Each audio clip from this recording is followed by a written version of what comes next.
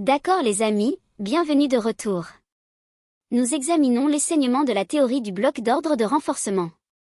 Nous allons nous concentrer spécifiquement sur le bloc de vide haussier. Un bloc de vide haussier est un écart créé dans l'action des prix à la suite d'un événement de volatilité.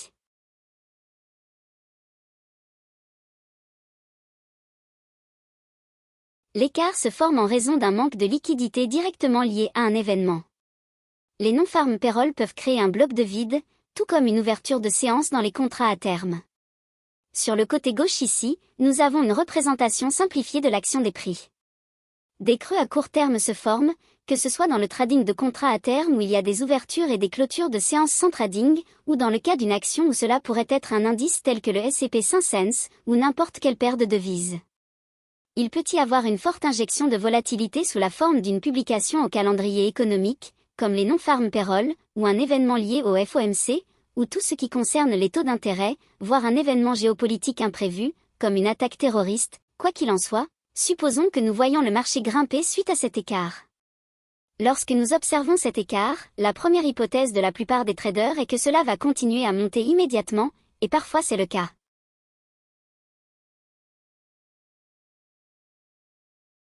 Cependant, nous allons nous pencher sur le bloc de vide pour essayer de synchroniser notre compréhension de ce qui se passe réellement sur le marché. Le creux à court terme qui se forme ici dans notre schéma, s'il y a eu une baisse avant ce creux, dans ce cas-ci, le scénario que je vous présente serait plus probable si le marché avait été en hausse pendant plusieurs jours ou semaines, ou s'il avait connu une tendance haussière prolongée, et qu'il fait cela pourrait potentiellement être un écart d'épuisement.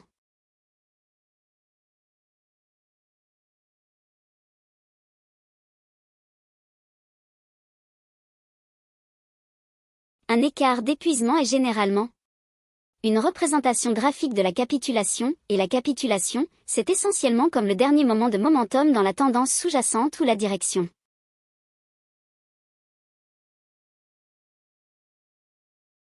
Mais supposons que nous ayons connu une correction à la baisse dans un marché haussier, ou si nous étions dans un marché à la baisse et que nous attendions une nouvelle favorable, ou nous nous attendions à ce que le marché recherche de la liquidité au-dessus de notre niveau de négociation actuel, et que l'événement d'actualité se produise et que nous obtenions cet écart haussier.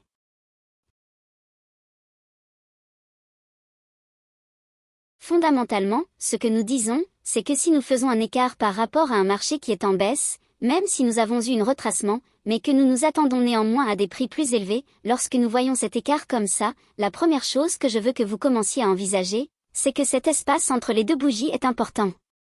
Sur nos graphiques, il y aura un vide, si vous voulez, dans les échanges. Il n'y a pas de transaction entre la clôture de la bougie précédente et l'ouverture de la bougie suivante.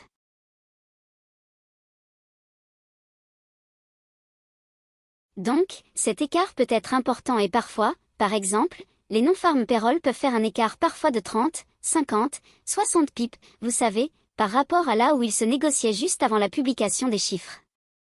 Soudainement, ils font une réévaluation rapide au niveau de la banque centrale parce que cela se produit, il n'y a absolument aucun moyen pour un trader d'exécuter une transaction entre ces deux points de prix.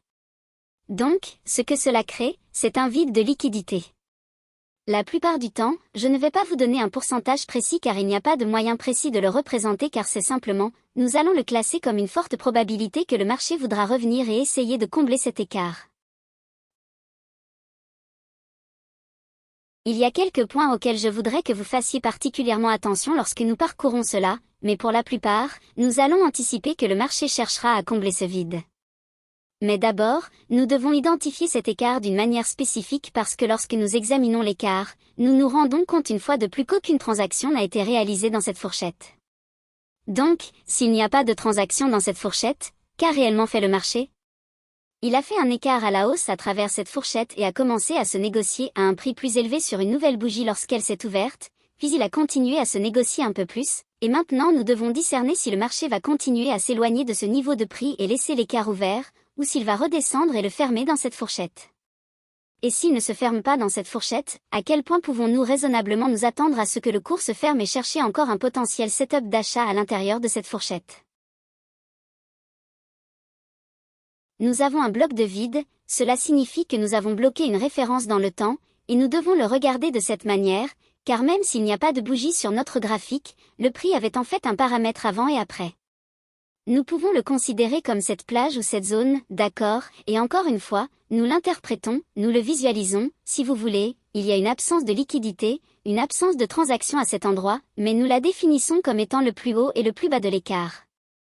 Maintenant, si nous le regardions en termes d'une bougie ou d'une barre, ce serait la même chose que n'importe quelle autre bougie, nous nous attendrions à voir un seuil moyen, une ouverture et une clôture.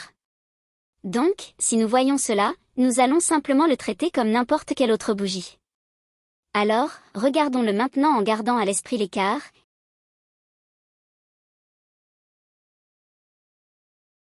et supposons un instant que nous commençons à voir le prix baisser. Nos attentes sont l'une des deux situations. Si nous sommes haussiers, nous cherchons s'il y a un bloc d'ordre haussier ou une bougie baissière qui pourrait empêcher l'écart de se remplir complètement. Au fur et à mesure que le prix descend, nous voyons que cela se produit réellement ici. Nous avons la bougie baissière juste avant le mouvement, et ce sont deux bougies baissières consécutives, donc le bloc d'ordre haussier commencerait au plus haut des deux bougies baissières précédant l'écart haussier.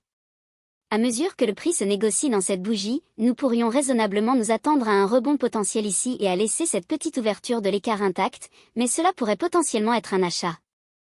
Maintenant, si vous recherchez cela, vous devrez voir une réaction immédiate. Si vous envisagez d'acheter ici, pouvez-vous prendre le risque associé à cette entrée et utiliser un stop en dessous de la bougie baissière la plus basse pour définir votre risque? Votre plage en termes de gestion du risque serait entre ces deux points de référence. Si le prix continuait à baisser et que nous arrivions à cette zone de bloc d'ordre, mais que nous ne souhaitions pas acheter là-bas, disons que nous avons une conviction un peu plus forte que nous allons probablement redescendre vers la dernière bougie haussière avant l'écart.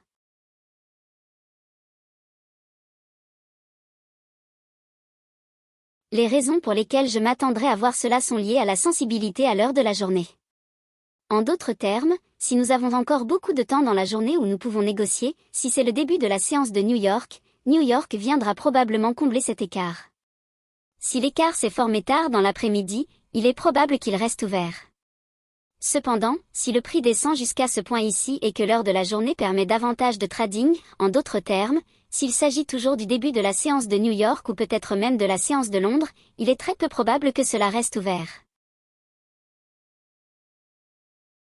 En général, il s'agit d'un événement de trading qui se produit, mais un écart comme celui-ci se produit généralement pendant la séance de New York ou tard dans la séance de New York avec le FOMC, mais généralement à 8h30, lorsque l'embargo sur les nouvelles est levé, il y a généralement des marchés qui provoquent un écart comme celui-ci.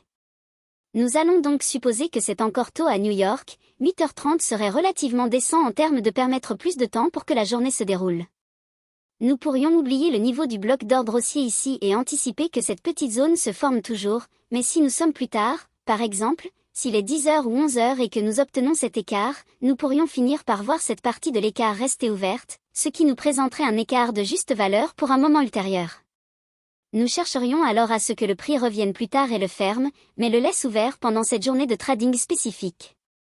Encore une fois, cela commencerait notre processus de réflexion de cette manière si l'écart se produit tard dans la séance de New York, à l'ouverture de New York ou après 10h du matin jusqu'à 11h du matin, là où les événements d'actualité sont généralement publiés.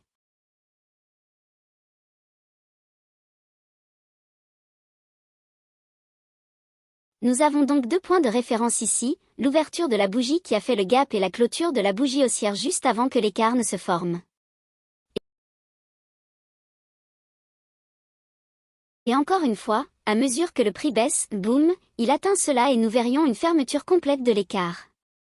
Ce serait un retour complet sur un bloc de vide, en d'autres termes, tout a été complètement refermé dans cette plage, cela équilibre maintenant complètement. Et si nous nous attendons à des prix plus élevés, si de la liquidité n'a pas été recherchée avant ce plus haut sommet qui s'est formé lors de l'ouverture de l'écart, et que maintenant une liquidité haussière au-dessus du marché permettrait au prix de monter plus haut, cela pourrait être un achat ici.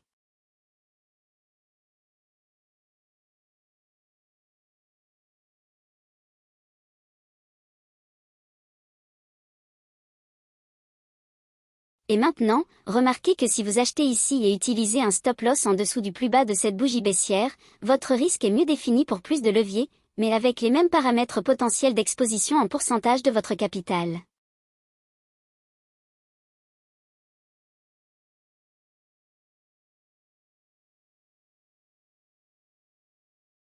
Si le prix devait descendre et atteindre ce niveau, et que nous commençons à voir une hausse, nous ne voulons pas voir le prix redescendre en dessous du niveau qui aurait provoqué la fermeture de l'écart. Lorsque nous voyons cela, nous cherchons la bougie haussière qui s'est formée lors de l'ouverture de l'écart, nous voulons voir ce bas être nettement franchi, nous ne voulons pas voir d'hésitation ici, car sinon cela serait un bloc d'ordre baissier, n'est-ce pas? Donc, ce que nous attendons, c'est que la hausse de cet mouvement traverse complètement ce dernier point bas de la bougie d'ouverture de l'écart, car maintenant le prix a déjà, il a été livré efficacement, ce vide de liquidité a été complètement équilibré.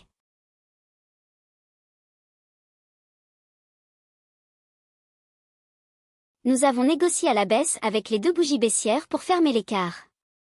Maintenant, nous avons eu un mouvement haussier, donc ce qui s'est passé, c'est que le prix a été livré à la baisse pour fermer l'écart, et maintenant il se négocie à la hausse. Il n'y a aucune raison pour que le prix redescende, il a été refermé et a comblé ce vide de liquidité.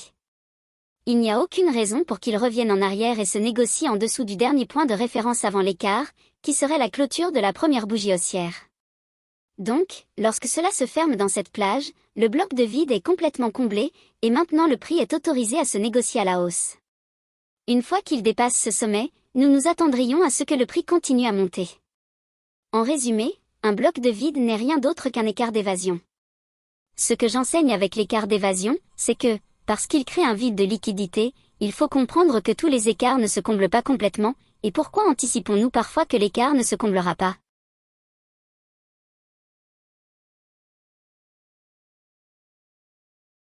Si nous avons un bloc d'ordre haussier, dans ce cas, si nous sommes haussiers et que nous avons un écart à la hausse, le prix peut ne descendre que jusqu'à un bloc d'ordre haussier qui se trouve à l'intérieur de cet écart.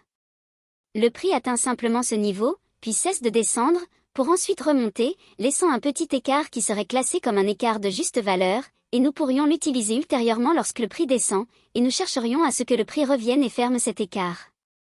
Mais s'il reste ouvert, nous le qualifierions, tant que nous sommes haussiers, comme un écart d'évasion, et cela montrerait la volonté et la force d'entrer et d'anticiper des prix plus élevés. Donc, si nous nous attendons à des prix haussiers et que le prix se referme dans cet écart, il comble ce vide de liquidité, s'il fait un écart à la hausse, nous fermons cet écart avec une livraison de prix à la baisse, le prix se négocie ensuite à la hausse, et il n'y a aucune raison pour qu'il revienne en arrière et entre dans cette zone une fois qu'il a déjà fermé l'écart. Donc, c'est un bloc de vide haussier. L'inverse serait vu si nous avions fait un écart à la baisse, nous attendrions que cet écart se comble avec des bougies haussières, puis nous irions à la vente, dans la même optique que nous le ferions ici, en cherchant des positions longues, mais à l'envers.